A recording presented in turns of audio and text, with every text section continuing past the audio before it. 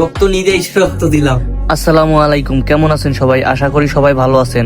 আমি আলহামদুলিল্লাহ আল্লাহর অশেষ রহমতে ভালো আছি। আজকে আমার সাথে এমন একটা কাহিনী ঘটেছে যেটার জন্য আমি মোটেও প্রস্তুত ছিলাম না। তো কাহিনীটার কথা পরে বলতেছি। এখন আমরা যাইতেছি হেলথ এক্স হসপিটালে, যেখানে আমার একটা বন্ধুর জন্য রক্ত দিতে আসতেছে একটা ভাইটা আসতেছে সীতার বাজার থেকে। বন্ধুর বোনের জন্য লাগবে বি পজিটিভ রক্ত। সেজন্য আমরা হসপিটালে এসে ভাইয়ের জন্য অপেক্ষা করতেছিলাম। হসপিটাল ঢুকেই বসে বললাম আমরা চেয়ারে এবং আমরা আড্ডা দিতেছিলাম দুই বন্ধু মিলে, এবং ভাইয়ের কাগজপাতি সামলাই দিছিল। বসে বসে ভাই আমাদের ডোনারকে ফোন করছিল। তার মধ্যে একটা ফোন আসে, ইমার্জেন্সি এক রোগীর জন্য এবি পজিটিভ ব্লাড লাগবে। এবং ভাই রোগীদের সাথে কথা বলতেছিল যে এখন তো ব্লাড নাই, আমার জানার মধ্যে কারোর কাছে ব্লাড নাই। তো আমি শুনলাম যে ভাই কি সমস্যা এবং কবে ব্লাড লাগবে। তারপরে ভাই আমারে বললো যে এবি পজিটিভ ব্লাড লাগবে। ভাইয়ের সাথে ডিসকাশন চলতেছিল। তখন আমি ভাবলাম আমার যেহেতু এবি পজিটিভ ব্লাড আর তারা পেশেন্টকে সিজার করাইতে পারতেছে না রক্তের জন্য, রক্ত খুঁজতেছে 2 দিন ধরে, তো আমি ভাবলাম যে আমি দিই। বলতে না বলতে রোগীরা চলে আসছে এবং তাদের প্রসেসিং ফাইলগুলো করতেছে। তারা অন্য হাসপাতালে ভর্তি ছিল এবং এই হাসপাতালে এসে শিফট করলো। ইনি হচ্ছে রোগী যার সিজার করা হবে এবং যাকে রক্ত দেওয়া লাগবে। যেহেতু মহিলা মানুষ সেহেতু তার ফেস দেখানো যাবে না, তাই আমি চলে আসলাম ব্লাড দেওয়ার জন্য ব্লাড রুমে। এবং ভাই চেক আপ করে দেখতেছিল আমার কোন হাতের রক্তটা বেশি ভালো এবং কোন হাতের থেকে রক্ত নেওয়া যায়, কেননা উল্টা পাল্টা হাতে ঢুকাইলে রক্ত আসবে না এবং আমারও কষ্ট হবে। এজন্য ডান হাতে ভাই ডিসাইড করলো এবং আমার রক্ত নেওয়ার জন্য তারা কাজ শুরু করে দিল।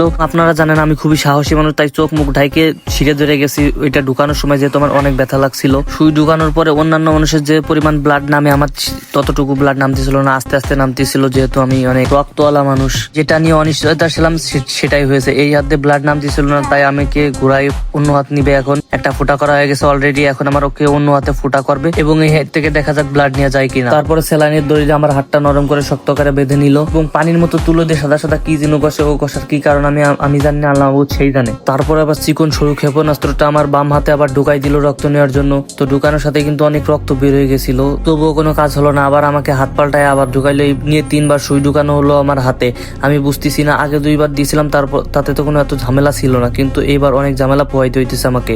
যে ব্লাড নিতেছে তারও কষ্ট হইতেছে, আমারও কষ্ট হইতেছে। 3 বারের মাথায় জানি না কি হবে এখন দিতেছি আর, এবং আমার ভয় করতেছে যে যার জন্য ব্লাড দিতে আসছি তাকে কি পুরা ব্লাডটা দিতে পারবো কিনা। ভাইয়ারা আপ্রাণ চেষ্টা করতেছিল আমার থেকে পুরা ব্লাডটা কালেক্ট করার জন্য, এবং আমি এইদিকে মোটেও তাকাইতেছি না। যেহেতু আমার খুবই সাহস বেশি, তাই আমি ভয়তে ওইদিকে তাকাইতেছি না। আর চোখ বুঝে থাকার কারণে হচ্ছে আমার ঘুম পাচ্ছিল, প্রচুর ঘুম পাচ্ছিল। এমনি আমি খুবই ক্লান্ত। তারপরেও শুনলাম যেহেতু সিজারের জন্য রক্ত পাইতেছিলাম না, তাই আমি ব্লাডটা দেওয়ার জন্য রাজি হলাম নিজে থেকে। আমাকে বলেও নাই, আমি নিজে থেকে রাজি হয়ে গেলাম। দেখতে দেখতে আমার বাস্তা কিন্তু ভরে গেছে, রক্তের বাস্তা। আর 2-4 মিনিটের মধ্যে আমার ব্লাড দেওয়া শেষ হয়ে যাবে। দেখেন আমার ফেসটা কত ইনোসেন্ট। আমি একটা লক্ষ্মী ছেলে, যেহেতু আমি কোনো নেশাদ্রব্য করি না, কোনো কিছু খাই না, সে তো আমার ব্লাডটা খুবই পিওর হবে এবং মিষ্টি হবে। এ দিয়ে শেষ করলাম, আমার ব্লাড দেওয়া শেষ হয়ে গেছে। এখন দেখেন 2 হাতে দিছি, অন্যান্য জনের একটা ফোঁটা করে আমার 3টা ফোঁটা করছে। 2 হাতে আমার ব্যান্ড করা লাগতেছে, 1 টাইম লাগানো লাগতেছে। মানে আমার কষ্ট থেকে খুশি হইতেছে বেশি এবং আমি মজা পাইতেছি বেশি, যে মানুষের একটা ফোঁটাই যথেষ্ট হয়ে যায়। আমার সেখানে 2-3টা ফোঁটা করা লাগলো এবং ব্লাড দিয়ে শেষ করলাম আমি।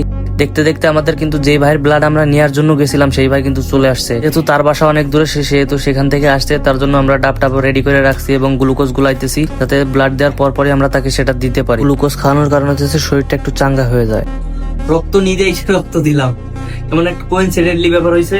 আমরা এসেছিলাম ভাইয়ের রক্ত নেওয়ার জন্য, আমাদের একজনের লাগবে বি পজিটিভ। তো তখনই একটা কল আসে যে ইমার্জেন্সি একজনের বি পজিটিভ রক্ত লাগবে সিজারের জন্য। তো আমি ভাবলাম যে যেহেতু আমার বি পজিটিভ, তো কেন না, তো আমি দিতে আসলাম, মানে রক্ত নিতে এসে রক্ত দিয়ে দিলাম। এটা হইতেছে ভাইয়ের ব্লাড, এটা নিয়ে চলে যাবে আমার বন্ধু ফরিদপুরে। আর এই ভিডিওটা করার মূল কারণ হইতেছে, যদি কারো কখনো ব্লাড লাগে আপনারা নিঃস্বার্থভাবে পাশে দাঁড়ানোর চেষ্টা করবেন, কেননা যদি আপনার কারণে একজনের প্রাণ বেঁচে যায়, এর থেকে বড় সাফল্য, এর থেকে বড় খুশি আপনার কাছে কিচ্ছু হবে না।